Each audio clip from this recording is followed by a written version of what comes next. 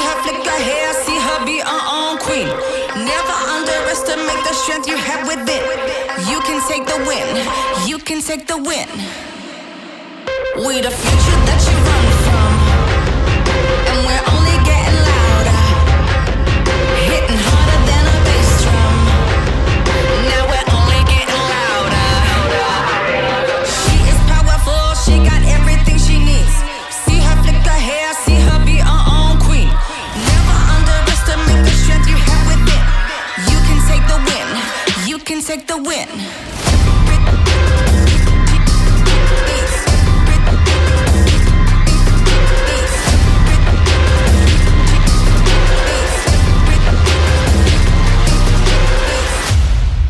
We the future that you run from, hitting harder than a bass drum, and we're only getting louder. Queens, I am thrilled to be back today. You're challenged to film a music video featuring the iconic song Meeting in the Ladies' Room. This is the moment to showcase your best lip-sync skills, to connect with the camera, and to captivate the audience through your performance. Remember, this is your opportunity to shine, to express your unique style, and to sell yourself through the lens. Let your charisma, talent, and personality leap off the screen and leave a lasting impression. Embrace the challenge, have fun with it, and show us what you're made of. Good luck, bitches. Hey, I'm Mehgan Iman dlux. I'm representing Wyoming, Massachusetts. No, just kidding. San Antonio, Texas, and I came back to Miss Texas Forever to prove a point, to let y'all know that I should have won in the first place. Why do you think you should have won? I think I should have won because I really brought everything that a winner should bring. High energy, dedication, practice. Did I say high energy? You know, things happened and lost my cool afterwards.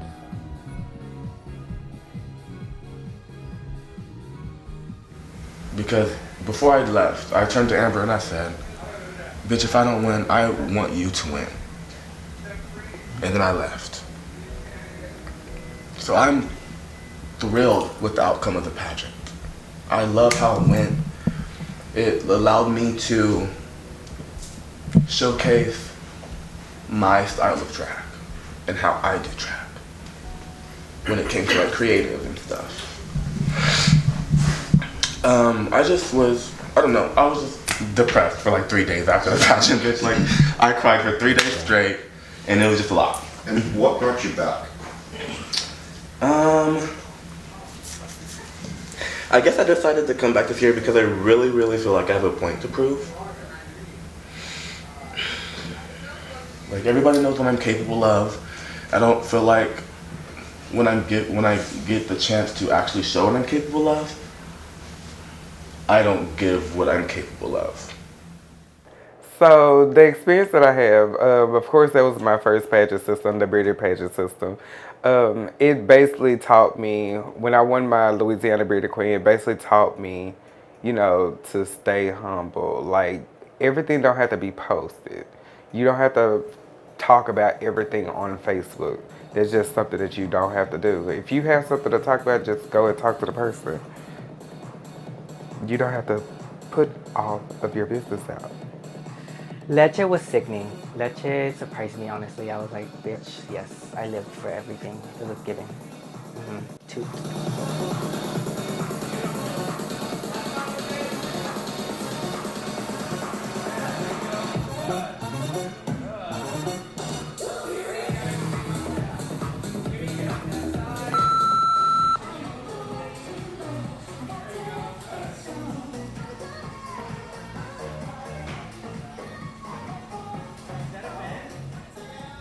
I just lost my grandma. She was my best friend. I called her every show that I had, everything that I did. Any issues that I had going on, I always called her and told her everything that I had going on. And it was just,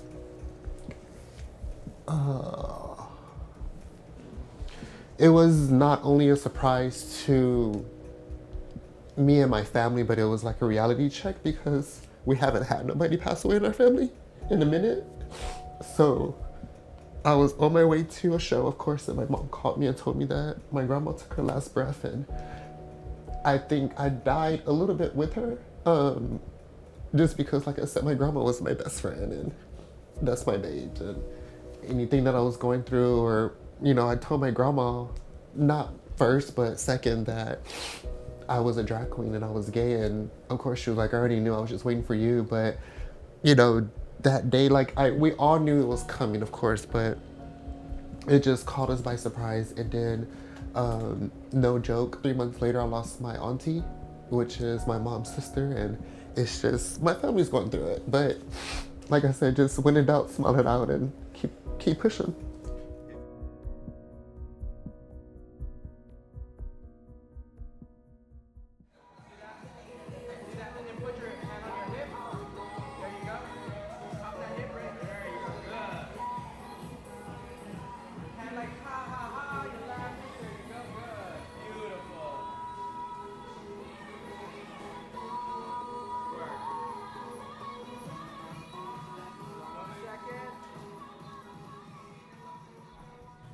Let me just recuperate for a second.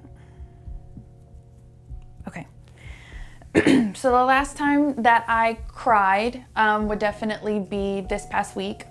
While we were preparing for Texas Forever, I did experience a personal loss. I lost a coworker of mine due to a car accident.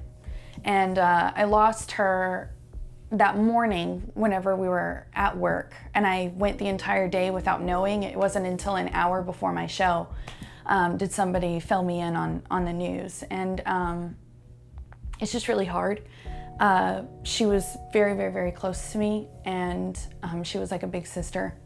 And so having to deal with having to deal with a loss right before this really tested my patience, really tested my time, my boundaries. And then hearing about Bubba's mom, it kind of just like, and other people have their own stories. I'm not even sure if Marissa told you that her father passed.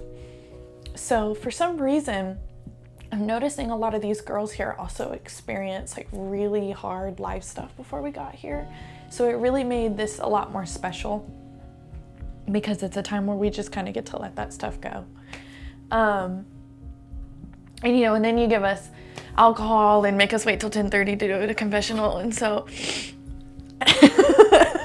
now I'm crying, and I've been in drag since 9 a.m.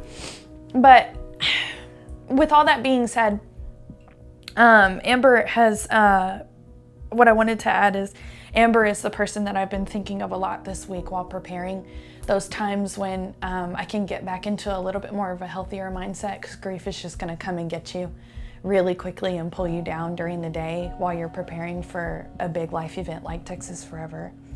And in those times that I would get kind of sad, I would just think of Amber and how she dealt with her personal loss. And she's been very open about it on her social media while she's been reigning, which I feel like is 10 times more difficult than preparing for a pageant. I mean, you have to always keep yourself poised and together and be there for every step of the way that Texas Forever takes you. So every time I would think of her, and I would just think, like, what would she do? I didn't even notice that people might have been looking up to me. I don't think of myself like that. I am confident, and I am strong in my belief in myself overall, and I'm strong in my abilities because of my experience, but it also doesn't mean that I don't have lots of room to grow. And I also feel, oh my God, y'all want the emotions. I also feel that at this point, having done drag as long as I have, then not having a national title, like I've tried so hard to get, makes me sort of a failure to the performance community that does pageants and stuff that I've always been a part of and looked up to and tried to be as good as, and I feel like I've gotten so close. one piece of advice that I would give the new generation is just to not quit, to keep going, and to don't change their aesthetic for anybody else. Because at the end of the day, people are gonna love you for you, and you is the only person that matters because you only have one life, and you have to stay still because somebody might not like your drag or somebody might not appreciate your drag, but there's thousands of people out there that will eventually get to see you and love you for you.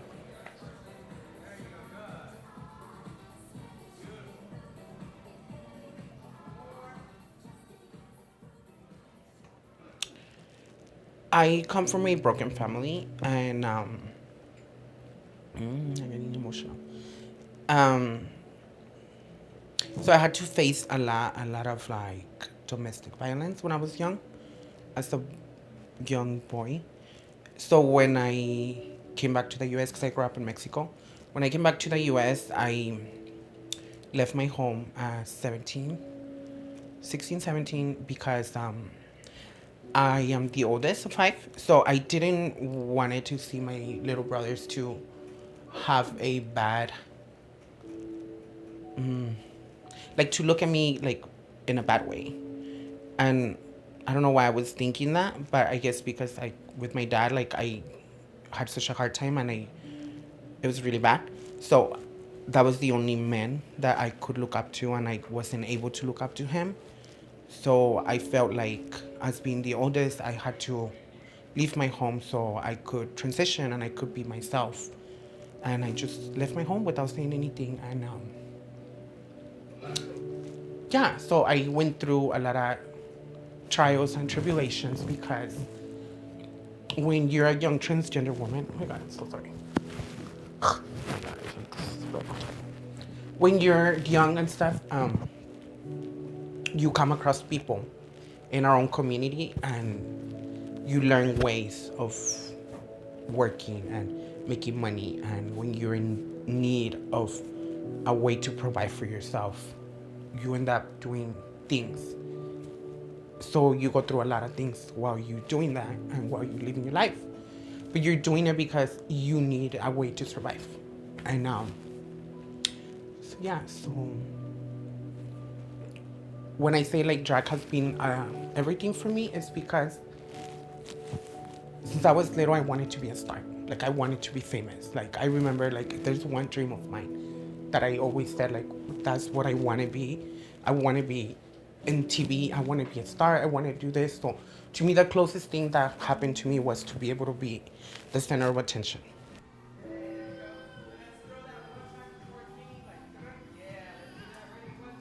It makes me feel like my feelings were valid on like how people don't know who I am. And I do want to give like a really good impression to everyone.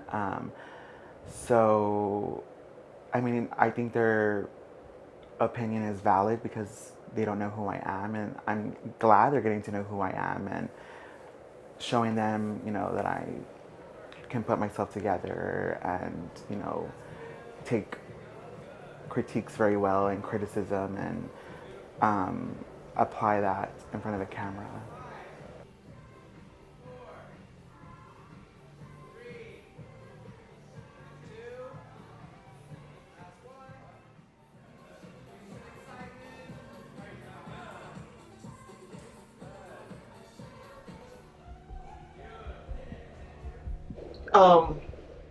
There are people who will leave nasty comments for me and for other cisgender women that, you know, that we don't belong in the drag community, and how that feels also outside of that. And it's just what that happens not just in the drag community, it happens in life. That, oh, because you're a woman, you shouldn't do this, you shouldn't do that. At work, I'm the only female in that store, besides our area manager. So it's like, I have to put who I am away and act tough and do this because I don't want to be seen, oh, it's just, it's because she's a girl, she's a woman, it's da-da-da.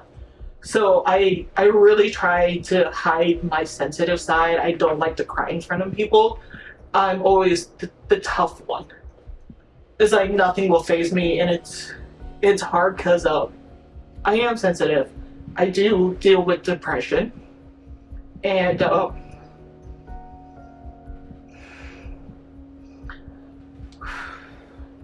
I did in high school I did want to end my life in high school.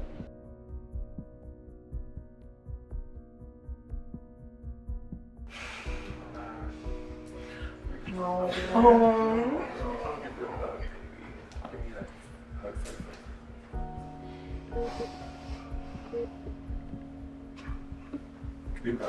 This is not even a drag, it's also like in life, you know?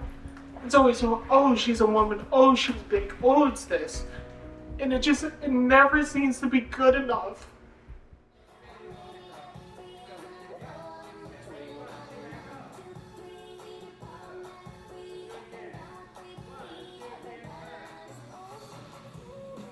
I work for the Kind Clinic, which is a LGBT clinic. It's an organization for Texas Health Action.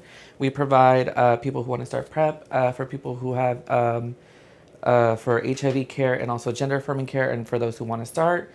I'm a medical assistant there, and it was on a Monday, and it was a patient who was coming in who was getting told that they had HIV because he had gotten tested recently, but they never told him his results, and he was Spanish speaking. So I had to be in there with my provider translating, having to tell them you have HIV, which has been my biggest thing. And I'll fully disclose this, of course, now too. It's like I am someone who lives with HIV, have been for 12 years now. That was my number one thing that has been terrifying, is having to tell someone that they're HIV positive, being that I know that kind of feeling. And so when it came to it, it's it was really hard for the fact that I'm so sorry. When I was told, and I was 17 years old, I saw the same reaction that I had whenever they told me, which was, you see someone with that glimmer in their eye, they're perfectly fine, and you saw that glimmer just kind of disappear, and it really hurt because it sucks to have to see someone go through that same experience, and they weren't the same age as me, but yeah, it still really just sucked. I think, of course, always wanting to advocate for either trans rights or even for people who live with HIV is definitely a great way to try and get the word out with Texas Forever, just because I think this is a system that's very inclusive to anyone. And I think it's just one of those things where you can just say it's okay to live your life the way you want to, be who you want to be. Love is love. Don't be scared to fight the stigma of, having the big campaign of you equals you be spread around while using this platform and really trying to help the system grow with it. Beautiful. Continue. Yes.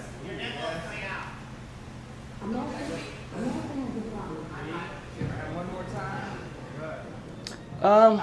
If I was to have a conversation with my mom after this weekend, the conversation would be, how do you feel? The reason why I would ask her, how does she feel? Because at the end of the day, my character and my display, my personality and who I am is a reflection of her, no matter dead or alive. So my question will always be, how do you feel? And how do you feel that I acted as your behalf? And at the end of the day, she probably gonna say, you weren't a hoe enough. I needed you to be downright dirty hoe. And I would be like, there was no sexy men in San Antonio.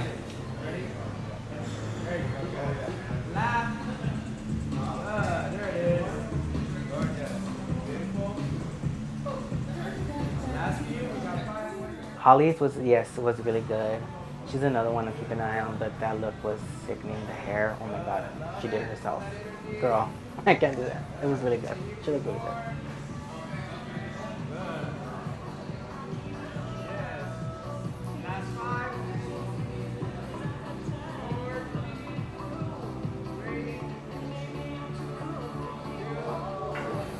One of the things that I'm most excited about is the fashion portion, and it's also the one that worries me the most, because now after seeing everybody, with the exception of few, seeing everybody, I do think there's going to be kind of stiff, and it's going to be unexpected of whatever everybody else brings. And so I'm the most excited and the most nervous for the fashion, because one thing that I'm very good at is being unpolished, and I like it. I like having like a little bit of grit, a little bit of something off, and I think that in a pageant, perfection is key, at least the visual.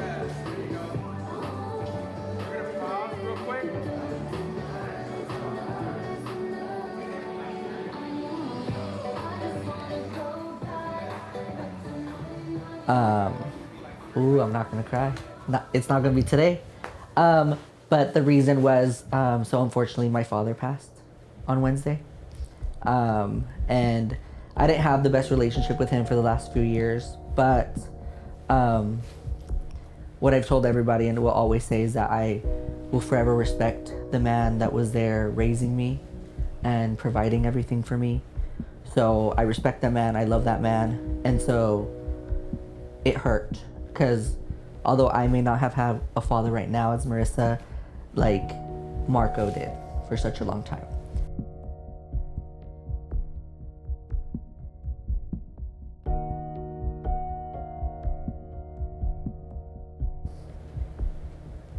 Yeah, I would just kind of also like to tell him that, like, at the end of the day, now I'm gonna cry. I have so many siblings and so many boys, and for growing up, he always wanted a daughter. And obviously now he does have my little sister that came later on, but I guess he always had one.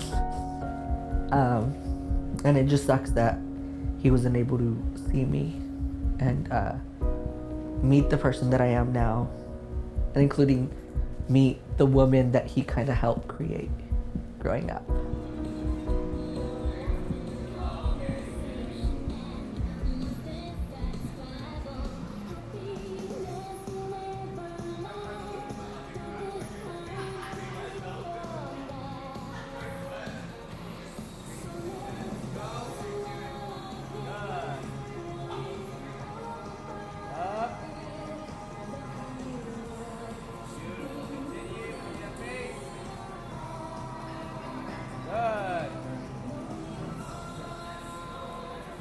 My inspiration, honestly, it's just been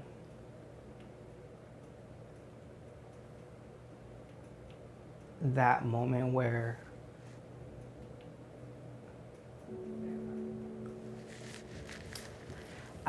well, I don't know how to put this. I guess I'm always so polished, so perfect, so pretty because I don't want to disappoint. Especially like with family and stuff.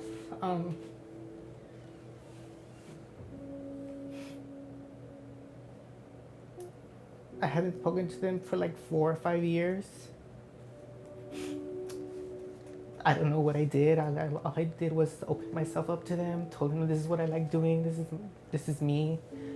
And no, it wasn't accepted, and the people who support me are my drag family, and that's technically all I have. And because of them, that's why I'm here.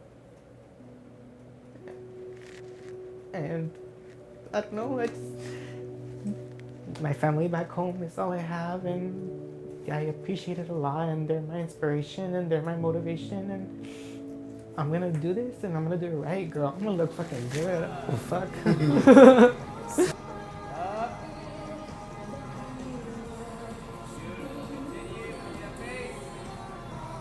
Oh, Melina 8. She won this week's challenge, baby. For sure. Whenever y'all are ready, I'm rolling, okay?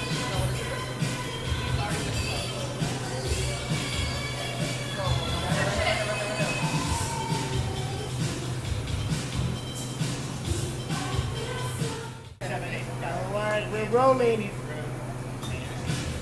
we go.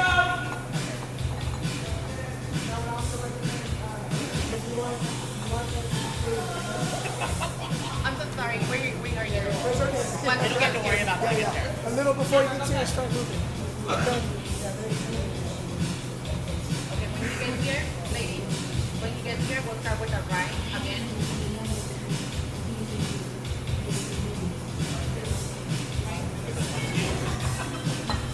I'm not even lip syncing. I forgot about lip syncing the whole time.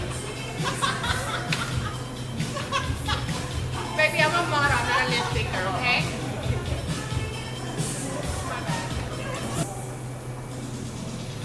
All right, let's do it again. Reset. I wanted to do the monologue so bad.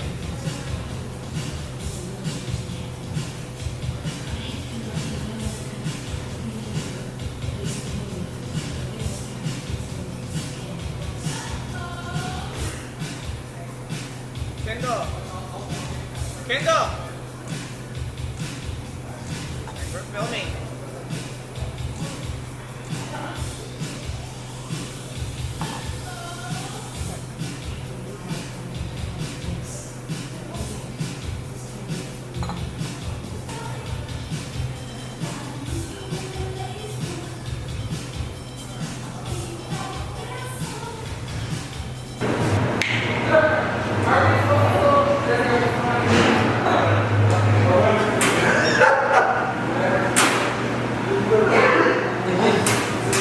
All right, here we go. Music. Where am I looking? Directly there.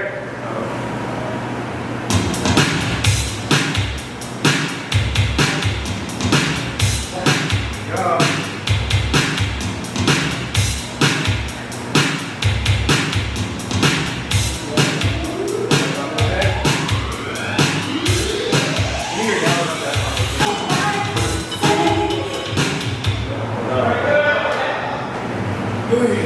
Oh, that's not what I meant. Okay. Well, I wanted a full song. We need to go all the way through because we have to have the whole song. You hit this light on us and burn it up there. Burn it up for you, baby. We're rolling.